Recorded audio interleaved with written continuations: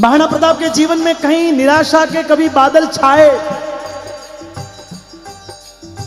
तो इतिहास में ये बात बहुत अच्छे तरीके से विदित है कि महाराणा प्रताप के जीवन में सबसे बड़े उनके जो भगत थे वो आपके बीकानेर के थे। और बीकानेर के पृथ्वीराज सिंह राठौड़ ने महाराणा प्रताप को एक बार फिर से जगाया था, आपको याद होगा।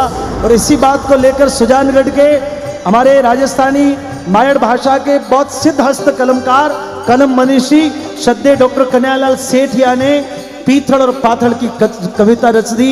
उस कविता को कह दिया,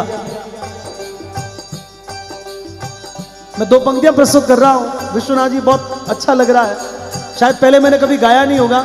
भाई साहब से भी निवेदन करता हूं कि आप जरूर सुनिएगा। नानो सो अमरो चीख पड़ो राणा रो सोयो दुख जागो दुख जागो। हूँ लड़ियो घणो हूँ सयो घणो मेवाड़ी मान बचावण ने हूँ पाछ नहीं राखी रण में बेरारो खून बहावण ने बेरारो खून बहावण ने। जद याद करो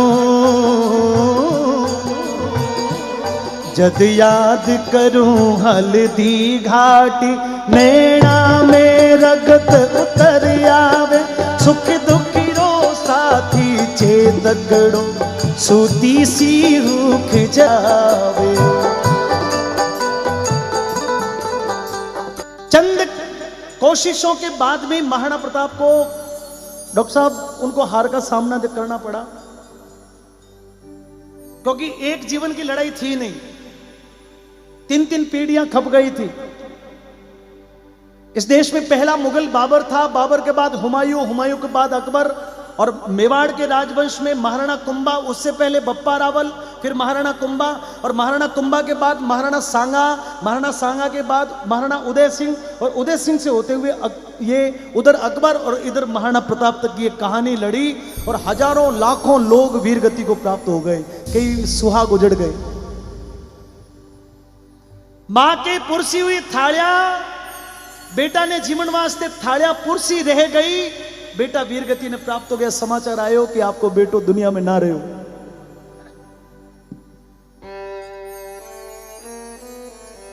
महाराणा प्रताप की शक्ति क्षीण हो गई।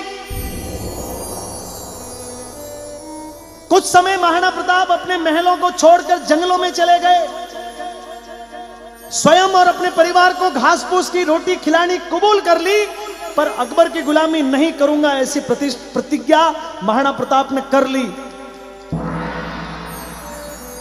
लेकिन बहुत समय तक जब परिवार को बिलबिलाता देखा, जब भूख से तड़पता देखा, तो महाराणा प्रताप के बहुत जो हितैषी, जो उस समय के उनके जो समझदार लोग थे, उनके साथ में बैठ के चर्चा हुई कि आखिर में क्या करें। ये जब जो बुद्धिजीवी लोग बैठे, मैं निवेदन करता हूं आप बहुत ध्यान से सुनना।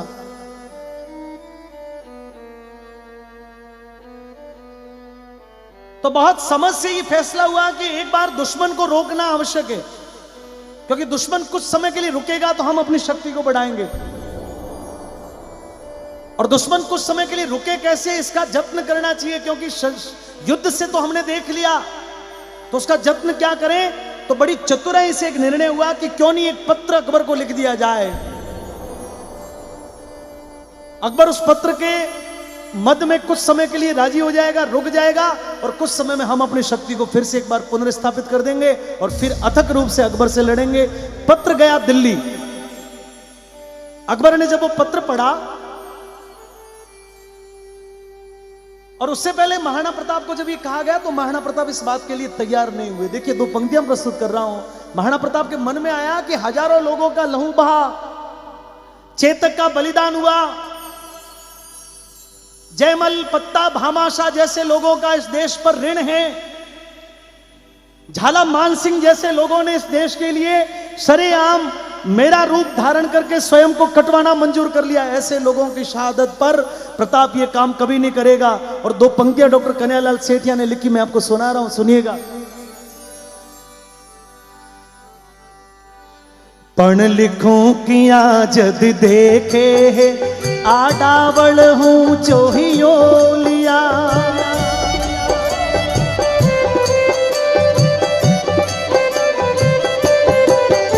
पण लिखूं किया जद देखे, आडावल ऊंचो ही लिया।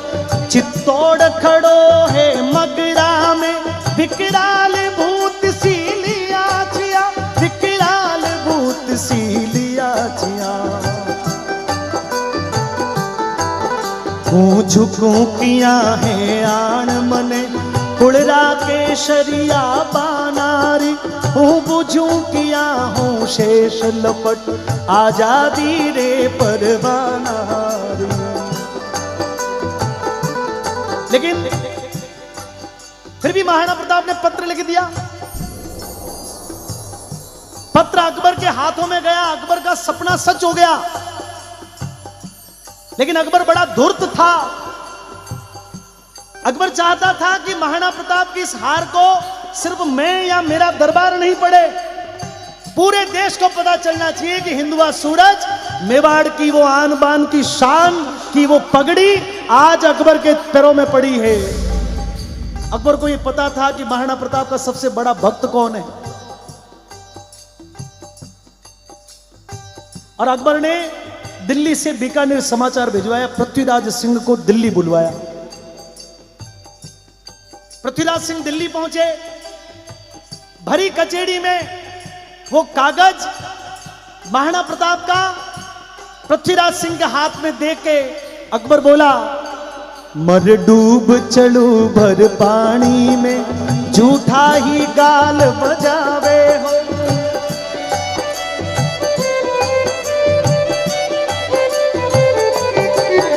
मर डूब चलू भर पानी में, झूठा ही गाल बजावे हो। प्रण टूट गयो वीराणे को, तू भाट बना बिड़दावे हो, तू भाट बना बिड़दावे हो। मैं आज बादशाह धरती को, मेवाड़ी पाग पगा में है। अब बता मने किण रजवट रे, रजपूती खून रगा में है। अकबर बोला कि तू चिल्लू भर पानी में डूब के मर जा, 2400 घंटे भाट बन के जिनकी वृद्धावली गाया करता था, आज वो महाराणा की पाग मेरे कदमों में पड़ी। अब मैं देखता हूं कि तू अपनी मूंछों के बट कैसे लगाता है। मित्रों, देशभक्ति क्या होती है उसका सबसे बड़ा उदाहरण है, पृथ्वीराज को पता था कि ये घटना हो गई है, लेकिन इस घटना को मैं सीधा कैसे करूं, क्योंकि इस घटना में यदि मेरी भूमिका नहीं रही तो इतिहास में कलंक में मेरा भी नाम सबसे ऊपर लिखा जाएगा। तत्काल संभले, बड़ी चतुराई से पृथ्वीराज सिंह ने अकबर को कहा कि जहां पना, यदि आप हुक्म करें तो मैं इस पत्र की सच्चाई जानना चाहता हूं। यदि आप हुक्म करें तो मैं इस पत्र की सच्चाई जानना चाहता हूं। अकबर ने कह दिया कि तेरे को हुक्म है। और उस समय पृथ्वीराज सिंह ने महाराणा प्रताप को एक पत्र लिखा। इस पूरी कविता का क्लाइमेक्स पढ़ रहा हूं। मित्रों, मैं निवेदन करता हूं सभी लोग जग रहे हो, आप लोग ध्यान से सुनना कि पृथ्वीराज ने किस प्रकार से उस सोए हुए शेर को जगाया।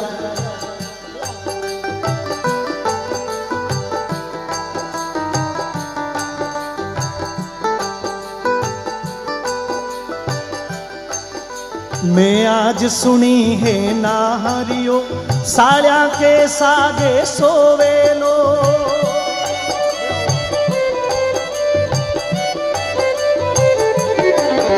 मैं आज सुनी है मैं आज सुनी है नाहरियो, साड़िया के सागे सोवेलो। मैं आज सुनी है सूरजड़ो, बादल की ओटा खोवेलो।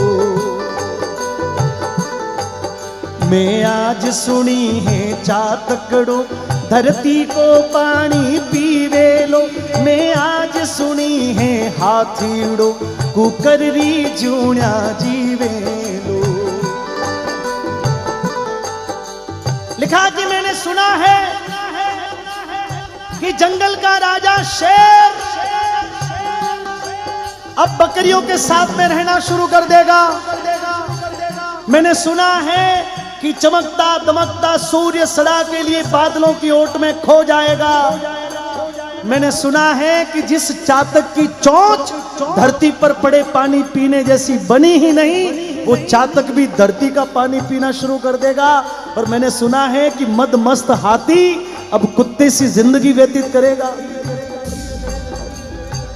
उससे भी आगे बड़ा गजब लिख दिया, कहा मैं आज सुनी है थारे तका, अब रांड हो गई रजपूती।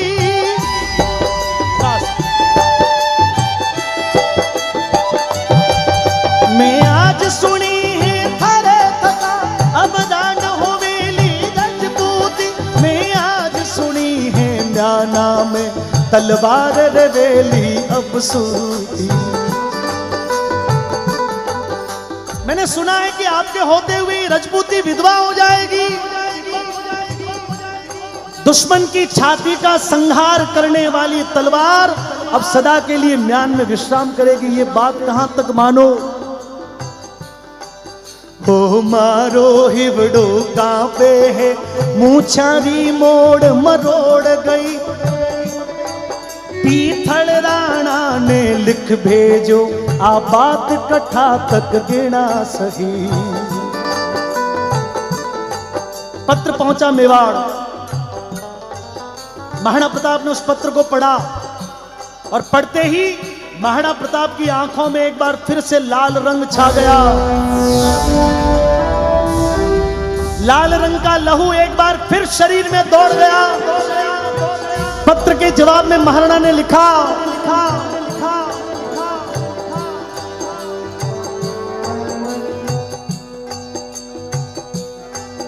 पीथल के खिमता बादल री, जो रोके सूर्य उगाड़ी ने। ताली के साथ में। पीथल के खिमता बादल री, जो रोके सूर्य उगाड़ी ने। सिंघारी हाथड़ सहले वे, बाकूक मिली कद स्याली ने। बाकूक मिली कद स्याली ने। धरती को पानी पीवेसी, चातक की चोंच बनी कोनी। कुकर री जूणा जीवेसी, हाथी की बात सुनी कोनी।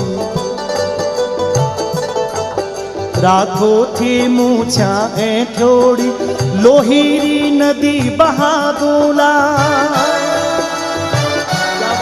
भारत माता की।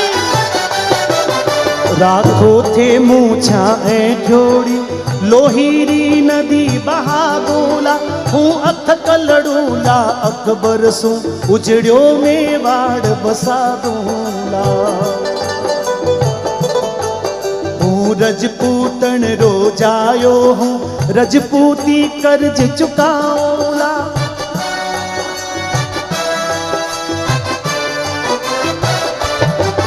हूँ रजपूतन रोजायो हूँ, रजपूती आन निभाऊला।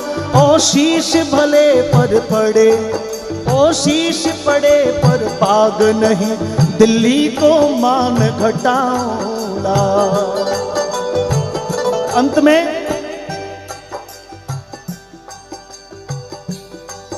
जदराणा, समझ में आया तो तालियां उठा देना, अभी नहीं, पहले सुन लो।